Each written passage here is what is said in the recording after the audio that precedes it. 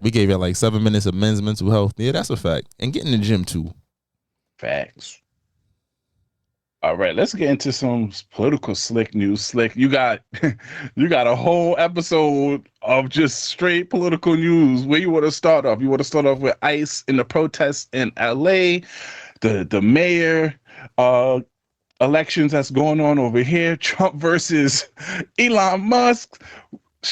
Come on now, National Guards. Where we want to go first? And in retrospect, I would like to say I haven't political slicked y'all in a minute, like where I actually cared. So, but it's all. I'm not going to take that long. It's 10 minutes in. Let's see.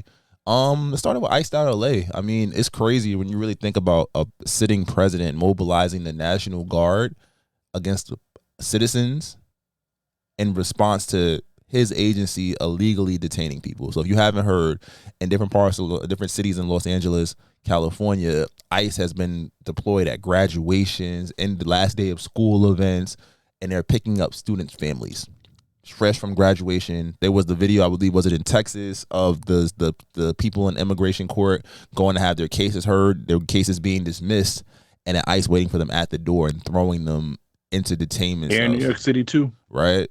As an educator, I've had that moment where I've gotten a text like, "Oh, ICE's and unmarked vehicles outside our building, roaming around the neighborhood, looking, for quote unquote illegals," and it's very scary because what the president is doing is unconstitutional. You're not supposed to mobilize the National Guard in response to civil protests, and it hasn't even gotten vicious. But at the same time, you're also mobilizing the National Guard to make arrests.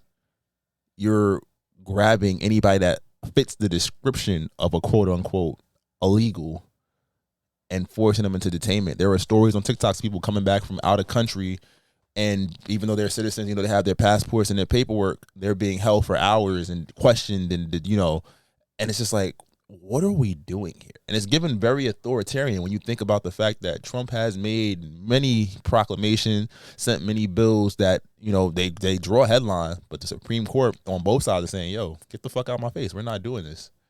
Right? And it kind of leads into this question of like, where are we going as a country? We make this joke every couple episodes, like the average empire lasts for 250 years. So a clock is up. But it's coming from the people who said they want to make America great again, is that they're about to destroy America and make it into something that we have only seen. And this is not an exaggeration, is giving, 1933 Germany vibes in terms of like, ostracizing a group of people, mobilizing, doing things that they are against political and governmental, supposed powers, right? You got famous TikTokers like Kavi Lane detained by ICE. Somebody he's the most famous person on TikTok. You feel me? Facts. You know who this? You got Portia's ex-husband Simeon over here being detained as well. Yeah, so on the reality show. It's really disgusting, and it's like, yo, bro, like, what are we doing? And now that there are the videos that Latinos with Trump, or the lady now with the Down syndrome. It's like, in our wildest dreams, I think when Trump won, we said it can't be that much worse than it was 4 years ago, 8 years ago. And it's terrible. And it's almost like they told us what they was going to do, and people didn't think that, it was possible. And I blame Joe Biden partially because, like, bro, you didn't set the party up for success. But it's like, at the same time, go ahead. I blame him 75. After reading the original sins and seeing how his ego and pride is the reason why he basically the Democratic Party lost. I don't blame Trump too much because we already seen what Trump wanted to do, and he have said it. To be honest with you, with Trump, and I know people's going to disagree with me on this one, he basically told you all the fuck shit he's going to do. He didn't really keep it under wraps. He didn't try to sell you a false dream for real. Biden know one over here doing that stuff, and then just to find out from that book, there was people on your staff knowing that you wasn't in the right health to run the country. And then just a few months before the actual election, you go put Kamala, who you've been basically hiding during your whole first term, knowing that people don't really know her, and basically set her up for a botched job.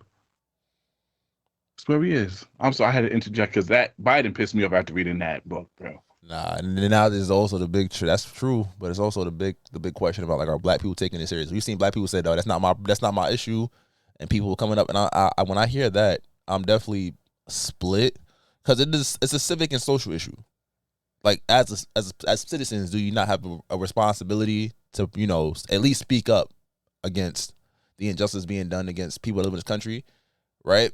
And just the idea of like going out of your way, like to be unbothered is one thing, or to not care, but to go out of your way to show that you don't care is almost disrespectful based on what's happening. And I get that from the other side. It's like there are black issues that get cast aside in this nation every day, and people don't, you know, unless it's trendy, you're not getting a lot of support from other groups, unless there's something to be earned from those groups. And that's something that historically has happened in this country. So I get that.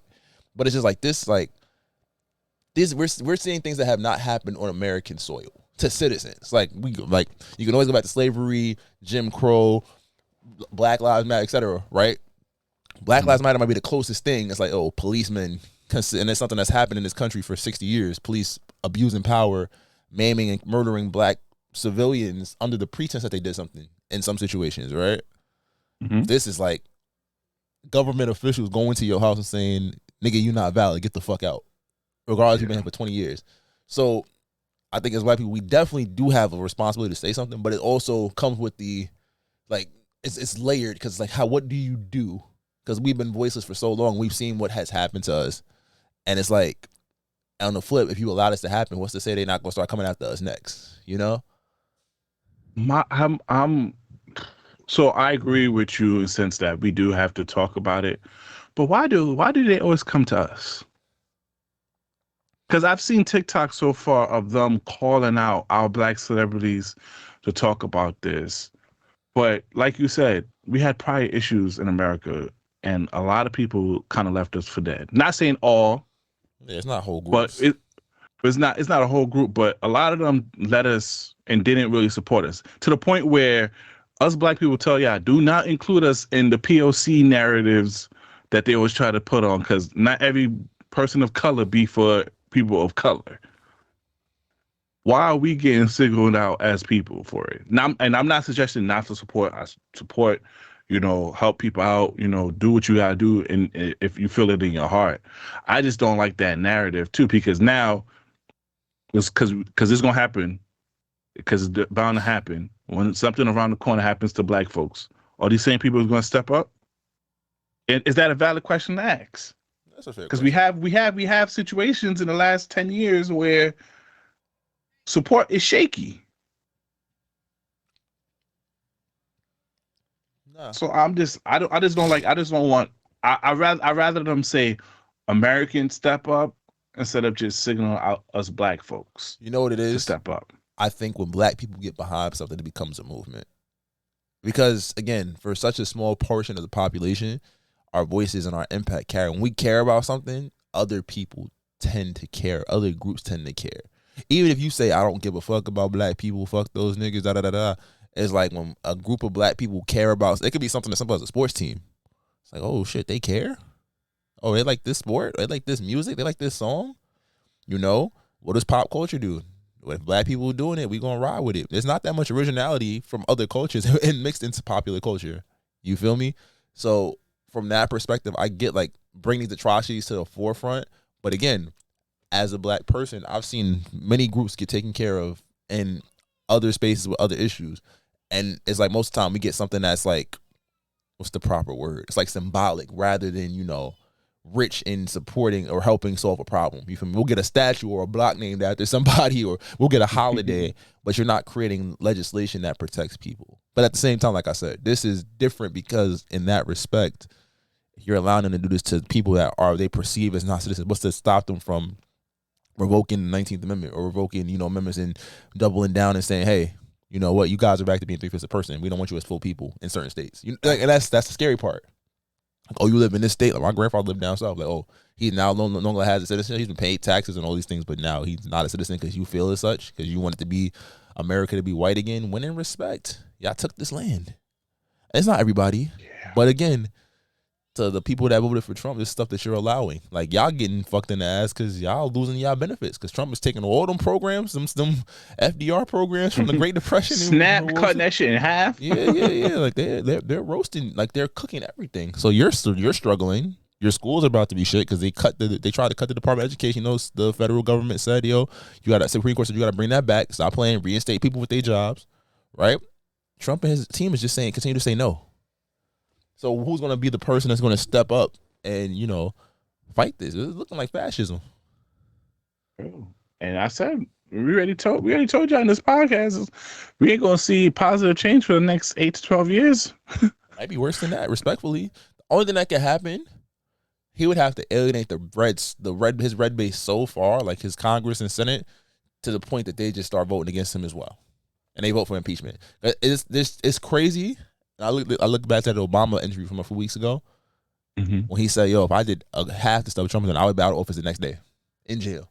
Yeah. So the fact that we understand and we know this, so you let this man who has essentially doomed us as a country for the next 20 years, like, you're gonna let him do whatever he wants? That makes no sense. All right. What's your thoughts about him versus Elon Musk? Elon Musk was on X, basically saying my boy was on the Epstein's file. That's why you ain't gonna see it. He was going hard on him, and then out of nowhere he calls truce. And now he was been offered asylum by Russia. What's your whole thoughts about this? Saw it coming. I think he was at the end of his 100 days. At the end of the day, he's a businessman.